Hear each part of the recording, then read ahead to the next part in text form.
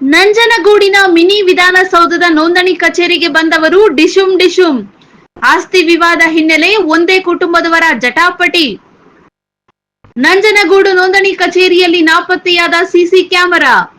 ಅಂತರ್ಜಾತಿ ವಿವಾಹ ನೋಂದಣಿ ಸಮಯದಲ್ಲಿ ಹಿಂದೆ ಇದೇ ರೀತಿ ಘಟನೆ ನಡೆದಿದ್ದರೂ ಅಧಿಕಾರಿಗಳ ನಿರ್ಲಕ್ಷ್ಯ. ಅನಾಹುತಗಳು ನಡೆಯುವ ಮುನ್ನ ಅಲರ್ಟ್ ಆಗಬೇಕಿದೆ ಅಧಿಕಾರಿಗಳು. ಆಸ್ತಿ ವಿವಾದ ಹಿನ್ನೆಲೆ ಒಂದೇ ಕುಟುಂಬದ ಮಂದಿ ಪರಸ್ಪರ ಹೊಡೆದಾಡಿಕೊಂಡ ಘಟನೆ ನಂಜನಗೂಡು ಮಿನಿ ವಿಧಾನಸೌಧದ ಆವರಣದಲ್ಲಿ ನಡೆದಿದೆ. ಹೆಂಗಸರು ಗಂಡಸರೆಂಬ ಭೇದ ಭಾವವಿಲ್ಲದೆ ಅವಾಚ್ಯ ಶಬ್ದಗಳಿಂದ ನಿಂದಿಸುತ್ತಾ ಒಬ್ಬರಿಗೊಬ್ಬರು ಕುತ್ತಿಗೆ ಪಟ್ಟಿ ಕೂದಲು ಹಿಡಿದು ಹೊಡೆದಾಡಿದ್ದಾರೆ. ಆಡು ಹಗಲೇ ಹಿಗ್ಗಾಮುಗ್ಗಾ ಹೊಡೆದಾಡಿಕೊಂಡ ದೃಶ್ಯ ಸ್ಥಳೀಯರ ಮೊಬೈಲ್ನಲ್ಲಿ ಸೆರೆಯಾಗಿದೆ. ನಂಜನಗೂಡು ತಾಲೂಕು ಶಿರಮಳ್ಳಿ ಗ್ರಾಮದ ಒಂದೇ ಕುಟುಂಬ ಹೊಡೆದಾಡಿಕೊಂಡಿದೆ. ಉಪನೋಂದಣಾಧಿಕಾರಿ ಕಚೇರಿಗೆ ಬಂದ ಕುಟುಂಬ ಆಸ್ತಿ ಸಂಬಂಧ ನೋಂದಣಿ ಮಾಡಿಕೊಳ್ಳಲು ಮುಂದಾಗಿದೆ. ಮೊದಲು ತಾಯಿ ತನ್ನ ಮಗಳಿಗೆ ಆಸ್ತಿಯನ್ನು ನೋಂದಣಿಗೆ ಸಹಿ ಮಾಡಿ ಬರೆದಿದ್ದಾರೆ. ಇದನ್ನು ಸಹಿಸದ ಗಂಡು ಮಕ್ಕಳು ಗಲಾಟೆಗೆ ಮುಂದಾಗಿದ್ದಾರೆ. ಈ ವೇಳೆ ಮಾತಿನ ಚಕಮಕಿ ನಡೆದು ಹೊಡೆದಾಟಕ್ಕೆ ನಾಂದಿಯಾಗಿದೆ. ಉಪನೋಂದಣಿ ಕಚೇರಿಗೆ ಸಿಸಿ ಕ್ಯಾಮೆರಾ ಅಳವಡಿಸಬೇಕಿದೆ. ಈ ಕುರಿತಂತೆ 2 ವರ್ಷಗಳ ಹಿಂದೆ ಅಳವಡಿಸಬೇಕೆಂಬ ಪ್ರಸ್ತಾವನೆ ನೆನೆಗುದಿಗೆ ಬಿದ್ದಿದೆ. ಸಿಸಿ ಕ್ಯಾಮೆರಾ ವ್ಯವಸ್ಥೆ ಇಲ್ಲದಿರುವುದರಿಂದ ಇಲ್ಲಿಗೆ ಬರುವ ಮಂದಿ ನಿರ್ಭೀತವಾಗಿ ಗಲಾಟೆ ಮಾಡಿಕೊಳ್ಳಲು ಆಸ್ಪದ ನೀಡುವಂತಾಗಿದೆ.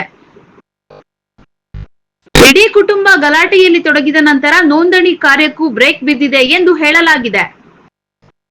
ಆಸ್ತಿಗಾಗಿ ಸಾಕಷ್ಟು ಗಲಾಟೆಗಳು ನಡೆದಿವೆ. ಆದರೆ ಇಲ್ಲಿ ನೋಂದಣಿ ಕಚೇರಿ ಮುಂದೆಯೇ ಹೊಡೆದಾಟವಾಗಿರುವುದು ಉತ್ತಮ ಬೆಳವಣಿಗೆಯೂ ಅಲ್ಲ.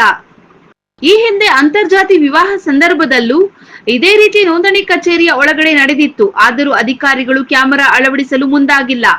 ಆವರಣದಲ್ಲಿ ಅನಾಹುತಗಳು ನಡೆಯುವ ಮುನ್ನ ಸಂಬಂಧಪಟ್ಟ ಅಧಿಕಾರಿಗಳು ಎಚ್ಚೆತ್ತುಕೊಳ್ಳಬೇಕಿದೆ. ವರದಿ ಜಯಶಂಕರ್, NKS TV4 ನಂಜನಗೂಡು. ಅಭಿಪ್ರಾಯದಲ್ಲಿ ಹಿಂದೆ ಅಂತರ್ಜಾತಿ ವಿವಾಹಗಳಾಗ್ಬೋದು, ಪ್ರೇಮ ವಿವಾಹಗಳಾಗ್ಬೋದು, ಈ ಥರ ವಿವಾಹಗಳಲ್ಲಿ ಆಗ್ತವೆ. ಅಲ್ಲಿ ಬಂದು ಗಲಾಟೆ ಮಾಡ್ಕೊಂಡು ಎದುರುಪಟ್ಟು ಇಟ್ಕೊಂಡು ಜಗಳ ಆಡ್ಕೊಂಡು ಹೋಗಿರೋ ಉದಾಹರಣೆಗಳಿವೆ. ಇಲ್ಲಿ ಆಗ ಅನಾಹುತಕ್ಕೆ ಯಾರು ಹೊಣೆ? ನೀವು ಅಲ್ಲಿ CC ಕ್ಯಾಮ್ರಾಗಳಿಟ್ಟಾಗ ವ್ಯಕ್ತಿಯರು ಯಾರು ಗಲಾಟೆ ಮಾಡ್ತಾರೆ ಯಾರು ಅನ್ನೋದ್ರ ಬಗ್ಗೆ ಒಂದಷ್ಟು ಇನ್ಫಾರ್ಮೇಷನ್ ಇರುತ್ತೆ. ಒಂದಷ್ಟು ಕಾನೂನು ಸುವ್ಯವಸ್ಥೆನ ಕಾಪಾಡ್ಬೋದು ಮತ್ತು ಅಲ್ಲಿನ ಪಾರದರ್ಶಕ ಆಡಳಿತ ನಡೆಸೋಕ್ಕೆ ಒಂದು ವ್ಯವಸ್ಥೆ ಆಗ್ಬೋದು. ಅಲ್ಲಿ ಕುರಿಗಳು ಹೋಗ್ತಾರಲ್ಲ, ಹಂಗೆ ಇರ್ತದೆ ಆಫೀಸ್ ಕಚೇರಿ. ಈಗಾಗಲೇ ಹೇಳ್ತಿದ್ದೀನಿ, ಇದು ನಿಯಮ ಇದೆ. ನಾವೇನು ಇದಕ್ಕೋಸ್ಕರ ಅವಾಯ್ಡ್ ಮಾಡೋಕ್ಕೋಸ್ಕರ ನೀವು ಹೊಸದಾಗಿ ಶಾಸನ ಮಾಡ್ಕೊಂಡು ಮಾಡಿ ಅಂತ ಹೇಳ್ತಿಲ್ಲ. ಸರ್ಕಾರದ ಸುತ್ತೋಲೆಯ ಗೈಡ್ಲೈನ್ಸ್ ಇದೆ.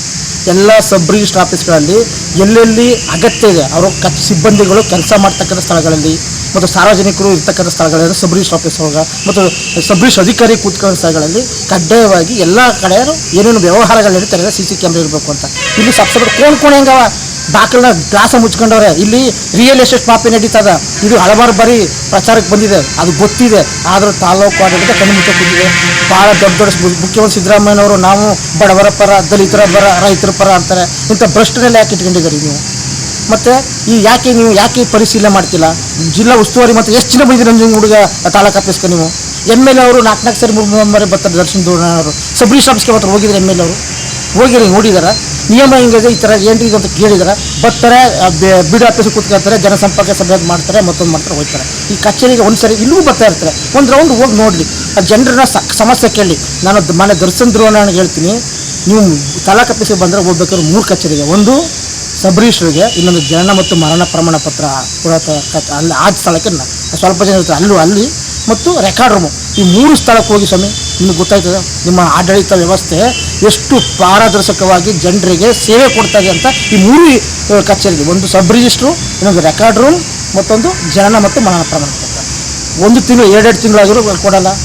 ರೆಕಾರ್ಡ್ ರೂಮಲ್ಲಿ 1 ತಿಂಗಳಾಗಿರೋ ರೆಕಾರ್ಡ್ ಕೊಡಲ್ಲ. ಪ್ರೆಜರ್ ಮಾತ್ರ ಯಾರು ಇನ್ಫ್ಲೂಯೆನ್ಸು ಹೋರಾಟಗಾರರು ಮತ್ತೊಬ್ಬರು ತಹಸೀಲ್ದಾರ್ ಮೇಲೆ ಒತ್ತಡ ಹಾಕ್ದಾಗ ರೆಕಾರ್ಡ್ ಈಚೆ ಬರ್ತಿದ್ದಾರೆ, ರೆಕಾರ್ಡ್ ಈಚೆಗೆ ಬರಲ್ಲ. ರೈತರು ಅರಿತಾ ಇರ್ತಾರೆ. ಸಬ್ ರಿಜಿಸ್ಟರ್ ಆಫೀಸಲ್ಲಿ CC ಕ್ಯಾಮ್ರಾ ಇದ್ದದಕ್ಕೆ ಅವ್ರು ಮಾಡಿದ್ದೇ ಆಟ, ಆಡಿದ್ದೇ ಆಟ. ಅಲ್ಲಿ ಬ್ರೋಕರ್ಗಳ ಅವಳಿ ಸಿಕ್ಕಬಟ್ಟ. ಬ್ರೋಕರ್ಗೆ ಹೆಸರುಗೂ ಸುಮಾರು ಯಾರಪ್ಪ ಪ್ರಕಾಶ್ ರಾಜ್ ಅವರು 10 ಜನ ಮಡಿಕೊಂಡ್ರೆ. ಈ ಪತ್ರ ಬರಹಗಾರ ನೇರವಾಗಿ ಫೈಲ್ ಹಿಡ್ಕೊಂಡು ಒಳಕ್ಕೆ ಹೋಗ್ತಾರೆ. ಒಳಕ್ಕೆ ಹೋಗ್ಬಿಟ್ಟು ಸಬ್ ರಿಜಿಸ್ಟರ್ ಮಾಡಿಸ್ತಾರೆ. ಕಾವೇರಿಯ ಒಂದು ಏನು ವೆಬ್ಸೈಟ್ ತಂದ್ರೆ ಮೊನ್ನೆ